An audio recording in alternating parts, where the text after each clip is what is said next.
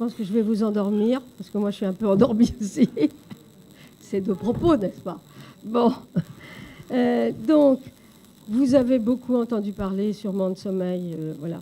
Je vais juste vous dire, je l'ai déjà dit ce matin, mais le sommeil, être bien dans son corps, ça dépend aussi du sommeil. Donc, les troubles du sommeil, c'est caractérisé par une somnolence diurne, des fatigues, des coups de pompe. Donc, ça provoque beaucoup de choses et ne soyez pas surpris. Je dis ça aux professeurs des écoles. Si des enfants qui n'ont pas de trisomie 21 font plouf, c'est pas parce que la maîtresse ou le professeur des écoles est mauvais, parce qu'il est fatigué. Voilà. Qu'est-ce que je fais? C'est ça. Alors, le sommeil se caractérise par la fréquence, l'amplitude et la morphologie des enregistrements se fait par électroencéphalogramme, par électromusculogramme et électro-oculographe. Et les fréquences, c'est très important parce que c'est caractéristique de la trisomie 21. Les fréquences, c'est les alpha, bêta, delta, θ. Et là, la trisomie 21, c'est plutôt du θ. Il n'y a pas toutes les fréquences, bien souvent, quand il y a des apnées du sommeil. Qu'est-ce qui... Sommeil et trisomie 21, je raconte toujours que j'avais beau dire que ma fille dormait mal, on avait beau entendre Mademoiselle Rétoré, que je n'ai jamais consultée d'ailleurs, mais je l'ai entendu, les enfants atteints de trisomie 21 sont des petits déménageurs. Néanmoins, nous n'entendions pas parler, en tout cas, excusez-moi pour les spécialistes ici qui en parlent depuis très longtemps, mais on n'entend pas parler dans les associations, etc. Or, ils ont un trouble dont vous avez entendu parler, c'est les apnées obstructives du sommeil mais c'est aussi la fragmentation du sommeil avec des microstructures et enfin les anomalies de respiration dont vous avez déjà parlé. Les signes d'appel, sont le ronflement, la respiration buccale souvent bruyante, le sommeil agité, etc. Diurne, somnolence, céphalée. Beaucoup de céphalées peuvent être dues à un mauvais sommeil, mais pas forcément à des apnées du sommeil. Alors, les apnées, tout le monde sait ça ici, mais je rappelle quand même, une bonne enseignante. Normale, une apnée par heure. Anormale, 1 à 5. Anormale modérée, 5 à 15. Anormale sévère, 15. Ce qui est pour l'enfant ou l'adulte. Je n'ai pas vu d'études montrant, mais peut-être que dans la salle, il y a quelqu'un, montrant les apnées du sommeil de l'enfant et ceux de l'adulte avec trisomie 21. Je ne sais pas s'il y a eu une étude montrant qu'elles sont plus sévères à 30 ans ou à 50 ans que... je ne sais pas. Quelqu'un sait? Bon, si quelqu'un veut intervenir après. Bon, je ne vais pas vous dire les caractéristiques, c'est les causes dans la trisomie 21, et dans la population générale, c'est pareil. Je ne dirais pas un certain... Bon, closoptose, c'est la langue qui ne se referme pas. Je n'ai pas pris de figure. Je pensais que c'était une table ronde et qu'on avait 5 minutes et que ce n'était pas un exposé comme ça, donc je n'ai pas compris. Donc j'ai un diaporama, si vous voulez, des images de la position de la langue dans les différentes situations. Mais qu'est-ce que cela conduit? C'est une obstruction des voies respiratoires et une désaturation de l'oxygène. Et les apnées du sommeil, c'est très ennuyeux pour les enfants au cours de leur développement, parce que s'il y a une désaturation de l'oxygène, eh bien, dans le cerveau, il y a un certain nombre de choses qui se passent. Et hypertrophie des amygdales,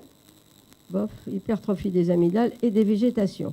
Donc, les apnées du sommeil, fréquence très élevée dans la population des enfants avec trisomie 21, voire des jeunes adultes, parce que les chiffres sortent et ressortent avec des chiffres différents. Donc, avant, c'était 10% et c'est passé à 40 à 50%. C'est un peu comme les problèmes de l'audition. Ça sort maintenant, dont vous venez de parler, ça sort maintenant parce qu'on fait des études un peu systématiques. On ne savait pas que les enfants entendaient mal. Bon, on savait qu'ils avaient des bouchons, même dans la population générale. Moi, j'ai eu quelqu'un de ma famille, on disait il est devenu idiot parce qu'il a fait on lui a percé le tympan, etc. C'est il y a 70 ans, hein, pas aujourd'hui. Bon, l'obstruction peut se faire à plusieurs niveaux, au niveau des amygdales et des végétations, au niveau de l'épaississement et de l'allongement du palais obstruant le néopharynx, la langue tombante en arrière et obstruant les voies respiratoires. Et vous verrez que si on fait un travail avec la langue systématique, on peut réduire les apnées du sommeil.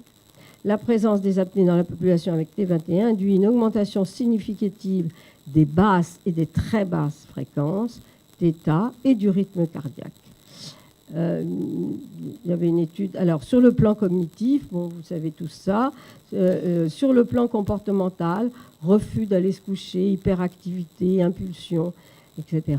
Sur le plan physiologique, hypoxie, donc très important pour le cœur et pour le cerveau, hypercarbémie, augmentation du dioxyde de carbone, problème cardiaque, variabilité du rythme, hypertension artérielle, modification de la courbe staturo-pondérale. Pourquoi une modification? Parce qu'il y a un certain nombre de molécules qui sont fabriquées pendant le sommeil et que, alors il n'y a pas de chiffre exact, il n'y a pas de corrélation totale, etc. Mais on sait, je pense que je l'ai après, on sait que la correction des apnées du sommeil permet de relancer un petit peu, hein, c'est comme l'hormone de croissance, un petit peu la taille. Mais je ne fais pas de miracle, sauf avec des diapositives. Les indices d'apnée, vous voyez, c'est une assez vieille étude, mais quand même, ça a été fait, c'est une étude de Grenoble. J'aime bien citer les études françaises, parce que les Français ne vont pas à l'étranger sur ce genre d'études. Même pas au congrès, parce qu'ils n'ont pas d'argent pour y aller. Donc, vous voyez, l'indice d'apnée très élevé, l'indice d'apnée incomplète, avec des apnées incomplètes, c'est très élevé. La saturation de l'oxygène est presque, c'est quand même significatif, bien que ça soit proche des témoins. Et le temps de saturation est beaucoup plus élevé. Les habitudes de sommeil, un refus d'aller se coucher, une durée du sommeil plus importante, un éveil au cours de la nuit très important. Et vous voyez dans cette diapositive que les sujets avec trisomie, DSC, ceux qui ne savent pas, c'est Down syndrome, avec trisomie 21, ressemblent, ça diminue un petit peu avec l'âge, puisque les normaux, par exemple, pour l'éveil au cours de la nuit, c'est 3,5 pour les à 4-12 ans, et c'est 5, presque 6 chez les petits-enfants, et ensuite ça diminue un peu. Voilà. Alors, caractéristiques du sommeil, fragmentation. Alors, autre, c'est la fragmentation. Ah, j'ai pris le mauvais diapositive. J'ai pas le... Je suis désolée. J'ai pas les différentes phases de sommeil. Bon, j'ai pas les différentes phases. Donc, il y a essentiellement que 2 grandes phases avec des sous-phases. C'est le slow wave sleep ou mouvement non rapide, REM, et puis le paradoxal REM. Alors, ils ont une fragmentation avec des éveils fréquents, un sommeil indifférencié, une augmentation des fréquences oculomotrices avec augmentation des fréquences faibles et diminution des fréquences élevées, diminution des fréquences oculomotrices. Et pour les fréquences faibles, c'est une augmentation, et pour les élevées, c'est une augmentation. Et dans les périodes sans apnée, augmentation des fréquences faibles et diminution des hautes fréquences, c'est-à-dire la même chose que dans les périodes avec apnée. C'est cette diapositive qui montrait un mauvais fonctionnement du tronc cérébral. Je vous ai dit, il y a une diapositive avec un... Alors, les aspects biochimiques, on sait des choses, mais pas grand-chose. On sait qu'il y a des réseaux de neurotransmetteurs. Le réseau GABAergique est augmenté, histaminergique, sérotoninergique. On ne sait pas grand-chose parce qu'il y a très peu d'études de sommeil et sur les patients, si ce n'est la détection des anomalies avec le tracé, mais très peu d'études sur modèles animaux. Nous avons fait les premières études avec le groupe de Jouvet, mais c'était plus le groupe de Jouvet, de Lyon, sur des souris transgéniques, différents modèles. Et ils ne font plus rien sur ces modèles.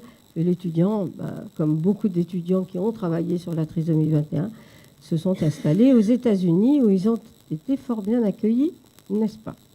Voilà, on sait qu'il y a des flux de calcium, je vous en ai parlé pour le cerveau, mais ça marche aussi pour le sommeil.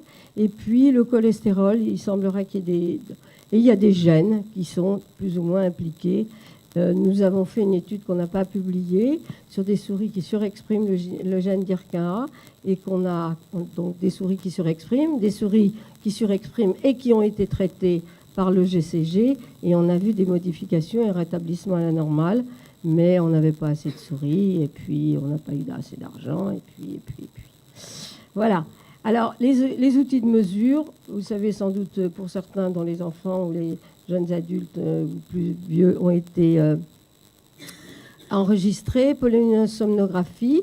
Vous avez une polysomnographie qui peut se faire soit en clinique du sommeil, il y a énormément de cliniques du sommeil, soit à domicile, suivant le type d'appareil. Vous pouvez avoir des détections d'appareils simples qui sont des signes d'appel pour un appareil plus compliqué. Et puis, vous pouvez ensuite aller, une fois que les signes d'appel sont là, vous pouvez aller en clinique du sommeil. Tous ces appareils simples permettent de ne pas tout de suite aller en clinique du sommeil. Et en France, alors vous allez me dire, parce que vous avez peut-être des gens qui auront des cliniques du sommeil, puisque moi je suis venue faire un exposé sur sommeil et déficience intellectuelle dans des tas de symptômes. J'ai oublié de vous dire que si les OSA sont spécifiques à la trisomie 21, les apnées du sommeil, spécifiques à la trisomie 21 et les personnes avec embonpoint et les personnes qui vieillissent, et bon. Mais la fragmentation du sommeil se retrouve dans l'autisme, dans le X-FRA, dans le Williams et dans la trisomie 21.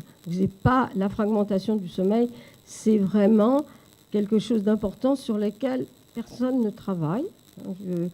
Je n'arrive pas bien à comprendre pourquoi il n'y a pas de kiné, d'études faites et j'aime pas le mot prise en charge, d'appels de développement de techniques pour, je sais pas, ça peut être de la médiation,